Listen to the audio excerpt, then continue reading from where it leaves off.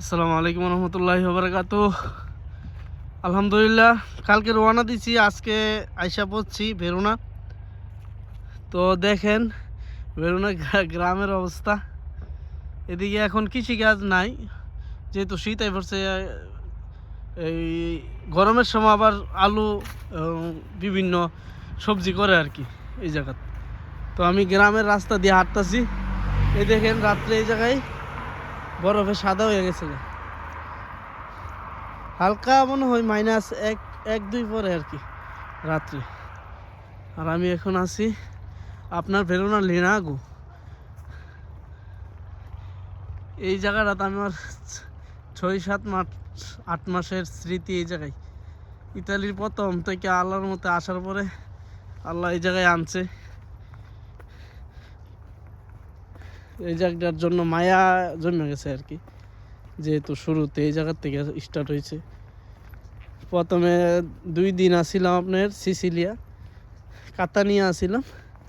এরপরে আমার বাসে নিয়ে আইছে আমারে আর রোহান রে এই ভেরুনাতে। তো গ্রামে ছিলাম ঠান্ডার মৌসুমে, ভালোই লাগতো। এখন আছি নাপোলি। এর আগে ছিলাম ভেনিস না জেনোভা। ভেনিসেও ঘোরাঘুরি করছি, তো আপনাদেরকে দেখানোর চেষ্টা করবো। এই দেখেন গ্রামের দৃশ্য, গ্রাম কেমন ইতালির। এই যে ক্ষেতটা দেখতেছেন সামনে, এটা আমি যে তামাক ক্ষেত করছিল। আমরা বাংলাদেশে যে তামাক করে, এই তামাক বিশাল বড় এক ক্ষেত। আর এটা হচ্ছে একটা ফাব্রিকা, এটার মধ্যে আপনার ওয়েল্ডিংয়ের কাজ চলে। তো আপনি অনেকটা ভিডিওতে কইছি যে ভেরুনাতে ওই দেন সাদা হয়ে আছে বরফের মতো। বরফ উঠবে, তো বরফের একটা আবরণ ফেরা রয়েছে। প্রত্যেকটা দুব্বা গাছ সাদা হয়ে রয়েছে। এই হলো গ্রামের অবস্থা ভেরুনাতে। ভেরুনা আর ভেনিস আপনার 1 ঘন্টার ডিফারেন্স, 1 ঘন্টা লাগে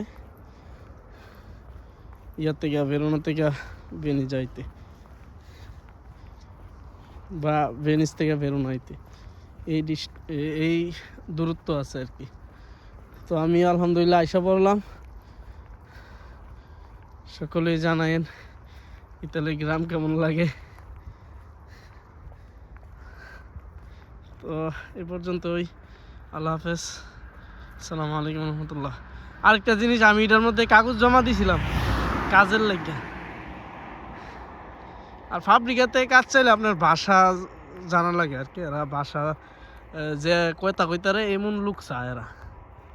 এর আগেও একবার ইন্টারভিউ দিয়েছিলাম, স্যালারি ভালোই লইলে, মনে করেন রানিং অবস্থায় 1700-1800 এরকম বা হচ্ছে বেশি লইলে। তো এরা ভাষা দিকে আর কাজটা হইল না আর কি। এটা দিয়েছিলাম আপনার এই জায়গায় একটা শহর আছে লোকাল, তো ওই লোকাল শহরের লিনাগো, ওই জায়গাতে দিয়েছিলাম ইন্টারভিউ। কাজটা সব ঠিক আছিল, শুধু এরা ভাষা জানি না লুকসা, এর লাগে কাজটা হয়েছে না। আচ্ছা ঠিক আছে, তাহলে সকলেই শেয়ার করবেন। আর যারা ফলো করেন নাই এখনও, ফলো করে আমাকে একটু সাপোর্ট করবেন নতুন অবস্থায়। তো আল্লাহ হাফেজ, আসসালামু আলাইকুম রহমতুল্লাহি ওয়া বারাকাতুহু।